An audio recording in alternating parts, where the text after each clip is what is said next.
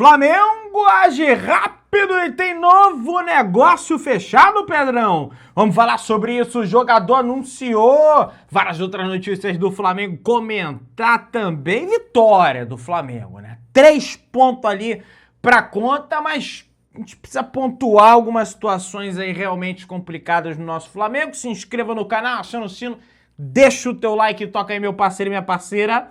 Tô então, vem comigo, Bruno Negro. Vamos às notícias do Flamengo e hoje, ó, com óculos aqui na tranquilidade pra gente fazer o nosso vídeo aqui das 5 horas da manhã. Olha, o Flamengo ele só venceu o futebol, o jogo ontem contra o Vitória, porque em qualquer outro esporte existe o fator aleatório. Mas no futebol, o fator imprevisível, o fator randômico, aleatório, ele é muito mais presente. Porque mesmo o Vitória, com uma equipe tecnicamente bem abaixo da equipe do Flamengo, brigou bravamente dentro do campo. Os atletas do Vitória saindo com as pernas com cãibra, como foi o caso até do menino lá, o Renato Kaiser, o que a gente não vê, por exemplo, por parte dos atletas do Flamengo. Mas diria pra você, tem até um amigo, não vou roubar o cunha dele, esqueci o nome do rapaz. Vitória culposa, quando não há intenção de ganhar. Foi a vitória do Flamengo ontem, diante da equipe do Vitória. Né? Vitória diante da equipe do Vitória. E foram tão esquisitas as coisas ontem que aconteceram, que o melhor em campo pra mim foi o Royal. Que isso, Pedrão? Não, foi o Royal. O Pulgar fez um golaço, mostrou pros jogadores do Flamengo, falou, meu irmão, tem que chutar de fora da área. Chutou, mandou-lhe um petado lá pro fundo do barbante. Cebolinha bem demais. Não foi tudo ruim também, tá, gente? Não vamos aqui também... Mensageiro do caos! Não é bem assim também. Cebolinha bem demais, tá? Pulgar e Royal. É isso aí, você passa essa régua ali. Ah, o Léo Ortiz deu assistência, linda, maravilhosa assistência que ele deu pro Everton Cebolinha, mas defensivamente cometendo muitos erros e no que diz respeito à saída de bola também. Ah, tem o Rossi também, né? Tem o Rossi, que também entra nesses aí dos melhores da partida, mas o Rossi, ele tem uma questão ali que ele tava querendo entregar a paçoca ali, né? Na saída de bola, né? Um espaço esquisito, estranho ali, rapaz. E não foi só o Rossi que deu durante a partida. O Felipe, na entrevista coletiva, atribuiu isso ao gramado. Ah, não, porque o gramado ruim, esburacado. Não acho que é só o gramado, tá?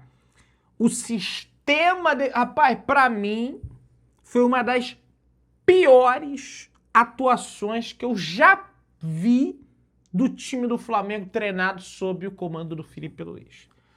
Foi uma vitória, mas futebol é subjetivo, gente.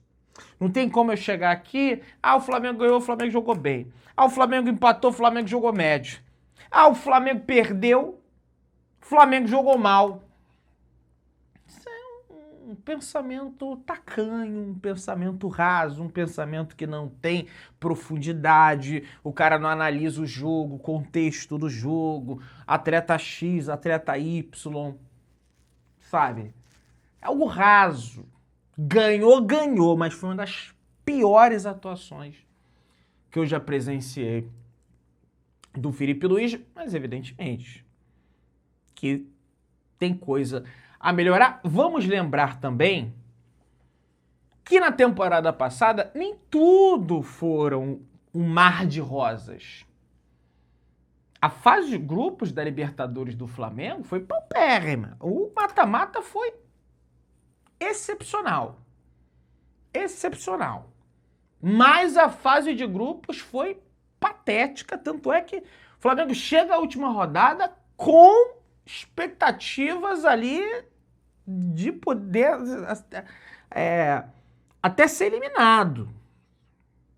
E tem aquela defesa do Rossi lá contra o Tátira, que todo mundo achou que ia ser uma mão com açúcar e coisa e tal, e os caras complicaram a vida do Flamengo. Então, tá sendo ruim agora? Tá. Mas tem um horizonte. Tem como olhar o copo meio cheio e o meio vazio. E eu tô na função de trazer esse equilíbrio aqui para esse debate. Agora, no que diz respeito à parte defensiva do Flamengo, preocupa demais, gente. Porque a gente só não tomou gol, esquece a base, de um time, que foi o Vasco. E o Vasco, como eu já disse, é café com leite, não conta. O Vasco é um freguesaço do Flamengo, né? Freguesaço da primeira prateleira agora. Tomou gol do São Paulo, tomou gol do Fluminense, tomou gol do Corinthians, tomou gol do Sampaio Correia, tomou gol ontem contra o Vitória, gente. E aí que a partida do Royal, ela se torna ainda mais sintomática, porque qual que era a bengala? Pô, Flamengo tomar gol, Pedrão, porque o Emerson Royal entrega paçoca toda hora. Aí como é que você vai pegar isso para explicar esse jogo patético do Flamengo, principalmente defensivamente falando, sendo que o cara jogou bem pra caramba? O Emerson Royal, gente, simplesmente teve 13 contribuições defensivas decisivas para que a outra equipe não gerasse uma jogada de perigo eminente de gol ao Flamengo. Foi uma atuação muito boa do Emerson Royal. Aliás, a segunda, tudo bem que contra o Sampaio Corrêa não vou levar muito em consideração, mas a de ontem. E aí também, gente, a gente não pode pegar, sabe, o negócio que bota no cavalo, como é que é o nome? Esqueci o nome. E botar assim, não, Emerson Royal não dá pra elogiar, Pedrão. O Emerson Royal é ruim, Emerson... Você tem que, botar o óculos, igual, sem essa visão reta, né? Que analisar com profundidade, cada jogo é uma história, eu sempre digo isso. Na história de ontem, o Royal foi muito bem. Tá? E aí, é impressionante o desempenho do Rossi em cobranças de pênalti pelo Flamengo, porque são 26 cobranças, 14 gols, 10 defesas. Quase que a cada cobrança de pênalti contra o Flamengo, o Rossi defende uma. Uma pra fora e uma na trave. Tá? Pegou pênalti do Renato Kaiser do Vitória, Yuri Alberto do Corinthians, Piquerez, Gabigol do Cruzeiro, aí ele faz no rebote, mas pegou o pênalti. Ganso do Fluminense, Thiago Almada do Botafogo. Então a gente tem um goleiro extremamente confiável no que diz respeito a pênalti. E tem mais um dado que é muito relevante, 65% das cobranças de pênalti ele acerta o lado. Não que significa que ele exatamente defende, mas em 65% de todas as cobranças ele acerta o lado. E ontem, o Renato Kaiser bateu minha altura, Pedrão, mas ele deu uma porrada na bola. Você vê, ele dá uma porrada, velho. E o Rossi defende, bola vai pra frente, o Flamengo se livra do perigo. Mas aí por que teve o pênalti? O Alexandre, pra mim, foi o pior em campo ontem. Os papéis se inverteram. Que a gente espera, vai ser ruim aqui do lado direito defensivo do Flamengo. Ontem foi esquerdo. Um pênalti infantil do Alexandre e que ele não pode se dar o luxo de cometer isso, porque ele é um cara experiente, ele é um cara que chegou atrasado. Eu gosto do Alexandre, mas também aí a faixa do negócio do cavalo lá, ó. Como é que é o nome? Bota aí no comentário. Como é que é o nome do negócio bota no cavalo? Não, o cara ele só veio aqui, ó. Não, o Alexandre é bom, eu não critico. O Royal, ele é ruim, eu critico. Para com essa palhaçada. Tem que analisar a história do jogo. E ontem o Alexandre foi mal.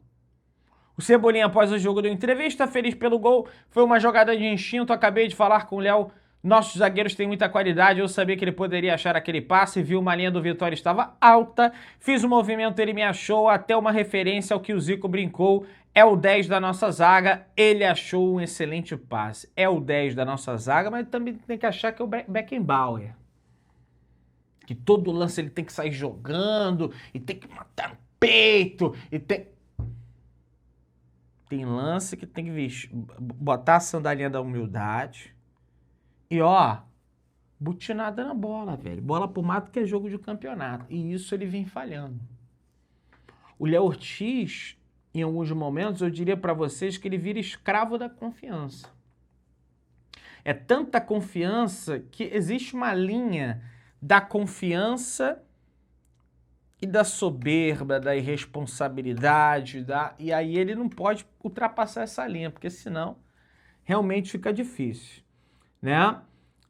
Mas quando eu falo a defesa do Flamengo, veja, eu não estou me referindo à zaga, às laterais, é o time todo, porque eu sei, não sou nenhum jagunço, que a defesa de um time de futebol hoje é o organismo inteiro.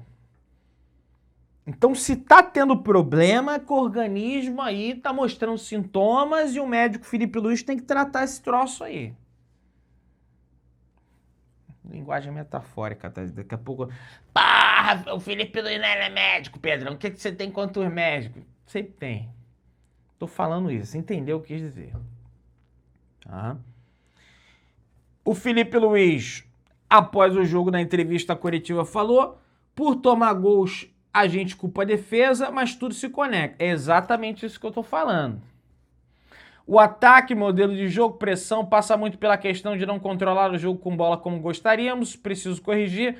O gol e o pênalti vieram de erros técnicos e contra-ataques. Erro técnico é questão individual. Agora, contra-ataque já me remete a mais a questão tática. Estamos sofrendo com transições, contra-ataque de novo, e temos que melhorar. Tá sofrendo mesmo. Muito contra-ataque, time do Flamengo.